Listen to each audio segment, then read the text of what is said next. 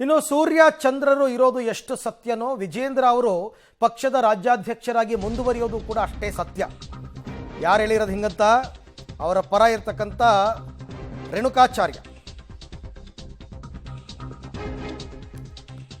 ವರಿಷ್ಠರ ಸೂಚನೆಯ ಮೇರೆಗೆ ರಾಜ್ಯಾಧ್ಯಕ್ಷ ವಿಜೇಂದ್ರ ಅವರು ದೆಹಲಿಗೆ ಹೋಗಿದ್ದಾರೆ.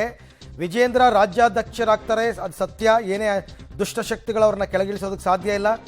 ಆಮೇಲೆ ನೀನು ನಮ್ಮನ್ನು ಹಂದಿಗೆ ಹೋಲಿಕೆ ಮಾಡ್ತೀಯ, ನಿನ್ನ ಜೊತೆ ಮೂರ್ಖರ ತಂಡ ಇದೆ, ನಿನ್ನನ್ನು ಮಾರಿಕೋಣದ ರೀತಿ ಬಲಿ ಕೊಡ್ತಾರೆ ಅಂತೆಲ್ಲ ಯತ್ನಾಳ್ ವಿರುದ್ಧ ಒಂದಷ್ಟು ಹರಿಹಾಯ್ದಿದ್ದಾರೆ.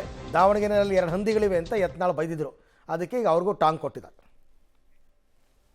ವಿಜೇಂದ್ರ ದೆಹಲಿ ಯಾತ್ರೆ ರಾಷ್ಟ್ರೀಯ ನಾಯಕರಿಗೆ ಸೂಚನೆ ಹೋಗಿರ್ತಾರೆ. ಬೆಳಗ್ಗೆ ನಿನ್ನೆ ದಿವಸ ನಮಗೆಲ್ಲ ಹೇಳಿದ್ರು ಬರ್ತೀವಿ ಅಂತೇಳಿ. ಅವ್ರದ ಟಿಪಿನೂ ಫಿಕ್ಸ್ ಆಗಿ ನಿಗದಿಯಾಗಿದ್ದು. ಬೆಳಗ್ಗೆ ಇನ್ನೇನು ಕಾರ್ನಲ್ಲಿ ಬರುವ ಸಂದರ್ಭದಲ್ಲಿ ತುರ್ತಾಗಿ ದೆಹಲಿಗೆ ವಾಪಸ್ ಹೋಗಿದ್ದಾರೆ. ಇದರಲ್ಲಿ ರಾಜ್ಯದ ಅಧ್ಯಕ್ಷ ಬದಲಾವಣೆ ಪ್ರಶ್ನೆನೇ ಇಲ್ಲ. ಯಾರು ಏನು ಬೇಕಾದರೂ ಹೇಳಿ ಕೇಳಿ. ಅನೇಕ ಬಾರಿ ಹೇಳಿದ್ರೆ ಸೂರ್ಯಚಂದ್ರ ಎಷ್ಟು ಸತ್ಯನೋ ವಿಜಯೇಂದ್ರ ರಾಜ್ಯದ ಅಧ್ಯಕ್ಷ ಮುಂದುವರಿಯೋಕ್ಕೆ ಯಾವ ದುಷ್ಟಶಕ್ತಿಗಳು ತಡೆಯೋಕ್ಕೆ ಸಾಧ್ಯವೇ ಇಲ್ಲ. ದುಷ್ಟಶಕ್ತಿಗಳು ಏನು ಬೇಕಂತ ಹೇಳಿ ತಡೆಯೋಕ್ಕೆ ಸಾಧ್ಯವೇ ಇಲ್ಲ. ಹೇಳಿ ಆಯ್ತಡ.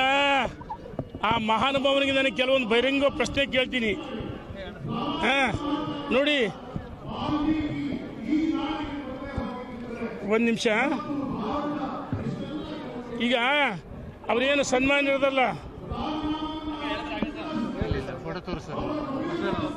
ಓಕೆ, ಇದು ರೇಣುಕಾಚಾರ್ಯ ಅವರು ಏನೋ ಒಂದಷ್ಟು ತೋರಿಸೋದಕ್ಕೆ ಫೋಟೋ ತೋರ್ಸೋಕೆ ಹೋಗ್ತಾ ಇದ್ದಾರೆ ಅಂತ ಅನ್ಸುತ್ತೆ.